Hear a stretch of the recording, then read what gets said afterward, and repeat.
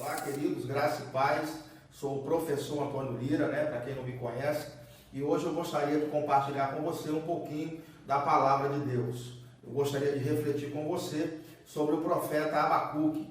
Abacuque viveu um tempo de insegurança, um tempo de incerteza, onde havia corrupção, onde a sociedade estava em degradação total, não é? A vida espiritual do povo estava em decadência e ele viveu nesse tempo.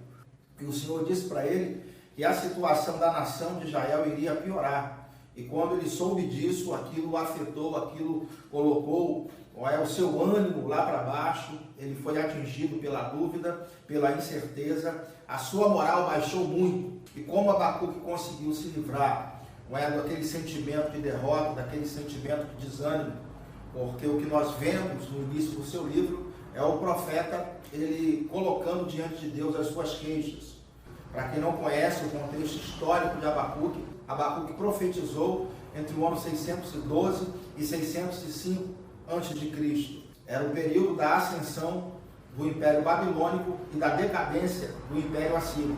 Ele foi contemporâneo do rei Jeoaquim, e foi exatamente no reinado de Jeoaquim que houve a invasão dos babilônios ali em Judá e fez com que a nação fosse levada cativa para a Babilônia. Então, ele estava vivendo no período em que antecedia a entrada do exército babilônico para saquear e para destruir a cidade de Jerusalém e levar o povo de Israel cativo. Então, foi nessa época que ele viveu, uma época de incerteza. A palavra violência, que é colocada logo no capítulo 1 de Abacuque, a palavra violência, ela aparece 60 vezes na Bíblia, e só no livro do Abacuque aparece 6 vezes. Ele estava realmente vivendo um tempo de violência, de incerteza, de imoralidade, de decadência espiritual, e um tempo de crise muito grande, parecido com o que nós estamos enfrentando hoje no Brasil e no mundo. E como ele pôde lidar com toda essa situação de desespero, com essa situação de fragilidade, como Abacuque enfrentou tudo isso. Obviamente que a gente vê no capítulo 1 um profeta abatido, onde ele coloca as suas orações e as suas petições diante de Deus. Abacuque está desesperado e ele começa a colocar ali toda a sua aflição, a sua ansiedade, a sua preocupação diante de Deus, e uma postura diferente dos profetas. Os profetas do Antigo Testamento normalmente eles traziam a mensagem de Deus para o povo. Aqui nós vemos Abacuque levando a mensagem do povo para Deus. Ele está realmente aflito. E como que ele mudou o seu parecer? A gente vai para o capítulo 2, e logo no capítulo 2, ele diz que ele iria se colocar na torre de vigia, e ele iria ver que resposta Deus daria à sua queixa. Então nós vemos Abacuque entrando nos atos do Senhor. Essa expressão torre de vigia, ele tomou emprestado, de uma linguagem militar. Significava que o sentinela ficava em cima das torres, as torres ficavam em cima dos muros, e os sentinelas ficavam olhando, vigiando, para ver se o inimigo vinha ou não. Então Abacuque estava em alerta total diante daquilo que Deus iria dizer para ele. Então a primeira coisa que nós aprendemos com Abacuque para vencer os momentos de incerteza, de adversidades, é estar nos atos do Senhor. O melhor lugar para se estar é na presença de Deus, ouvindo o que o Senhor tem a dizer e não sendo bombardeado pelas informações externas, que muitas vezes colocam a nossa fé para baixo, tende a nos tirar de uma posição de fé. E por falar em fé, o livro do profeta Abacuque é a única vez no Antigo Testamento que a palavra fé aparece.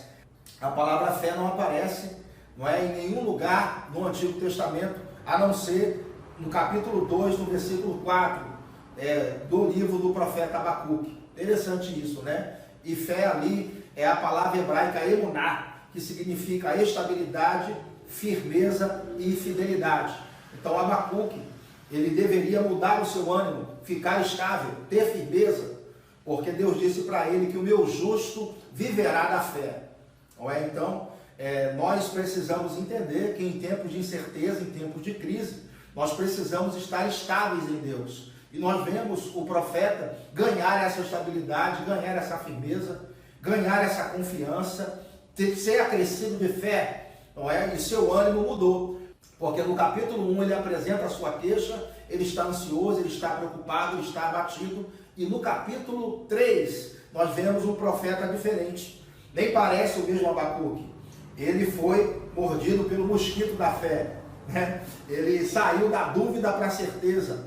Porque diz assim: ainda que a figueira não floresça, nem haja fruto na vide, o produto da oliveira minta, e os campos não produzam mantimento, as ovelhas sejam arrebatadas do aprisco, nos currais não haja gado, todavia eu me alegro no Senhor, exulto no Deus da minha salvação. O Senhor Deus é a minha fortaleza e faz os meus pés como os da corça, e me faz andar altaneiramente. Então, queridos, nós vemos o profeta Abacuque mudar completamente de ótica. No capítulo 1, ele apresenta a sua queixa a Deus, ele está aflito, ele está angustiado, ele está sendo afetado pelo quadro adverso, mas no capítulo 3, Abacuque ele tem uma outra postura. A sua postura já é uma postura otimista. E o que fez Abacuque mudar a sua ótica? Foi justamente estar na torre de vigia, foi justamente estar diante do Senhor. E nós vemos isso acontecendo na Bíblia com muita frequência. No Salmo 73, nós vemos Asaf, ele entristecido com a prosperidade dos ímpios e quase que os seus pés se desviaram, porque aquilo afetou ele de uma forma muito intensa. E a palavra do Senhor diz, se eu não me engano, no versículo 14, até que eu entrei no santuário do Senhor, ou nos atos do Senhor, e percebi e entendi o fim deles. Então Asaf, ele recebeu um conforto e o consolo e a direção de Deus, porque estava nos atos do Senhor. Assim como Abacuque estava na torre de vigia e recebeu ali o combustível necessário para que ele pudesse, então, ficar firme na sua jornada, da mesma forma, Asaf recebeu o combustível que ele precisava para retirar completamente o pessimismo e aquela ótica, não é, de derrota. Você tem duas escolhas em meio a uma situação difícil. Você pode abraçar o travesseiro da derrota e dormir com ele, ou você pode se revestir da armadura de Deus, ou você pode se revestir firme das armas espirituais que o Senhor ele coloca e deposita sobre a sua vida. Então, fique com essa reflexão, andem no Espírito, vivam em amor, um forte abraço, Shalom.